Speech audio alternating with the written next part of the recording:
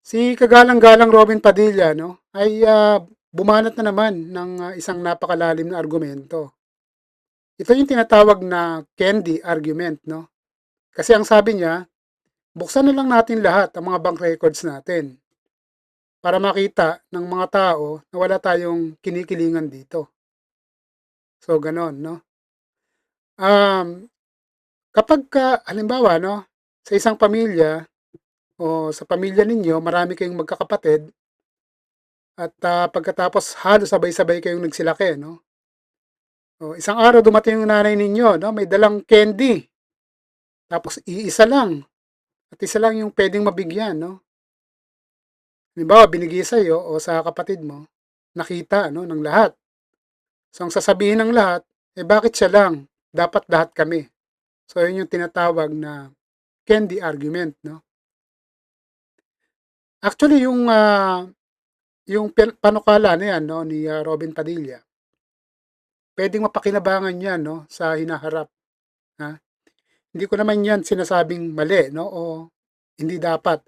So sa ngayon, ah, hindi talaga nararapat na yung ganyang klaseng argumento. Kasi nga meron tayong bank secrecy law, eh. So, at yung pag-o-open 'no ng bank records and tax records ni Sara Duterte, yan ay naaayon din sa batas dahil siya ay, nakasala ngayon sa impeachment 'no. And of course, yang senator kayo bilang mga senator judges, sa Senado, ah, yan ang tumatayong impeachment court 'no. So, ibig sabihin, exempted yan sa bank secrecy law. So, kaya nga, naaprubahan 'no yung, pagbubukas ng mga bank records at tax records ni Sara Duterte. So, yun.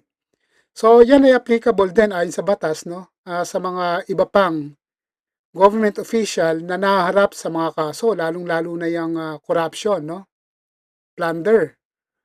Halimbawa sa Sandigan Bayan na puwedeng i-request 'no to open yung bank records nila kung, meron ngang pagdududa 'no sa kanilang yaman. So, gano'n. So, again 'no, Senator Robin, impeachment nga ni, ha. Kaya yung sinasabi mo, puwedeng mangyari yan after ng impeachment trial, magpanukala ka na amyendahan 'no, yung bank secrecy law. Ako agree ko diyan, ha, to be able to avoid 'no, o at least maski papaano yung corruption sa gobyerno. So yan na yung, gawin mong project, ha.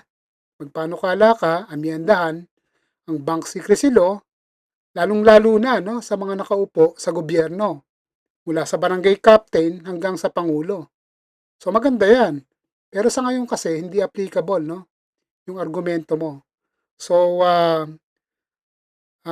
bumabagsak lang 'yan diyan sa tinatawag natin 'no, na candy argument.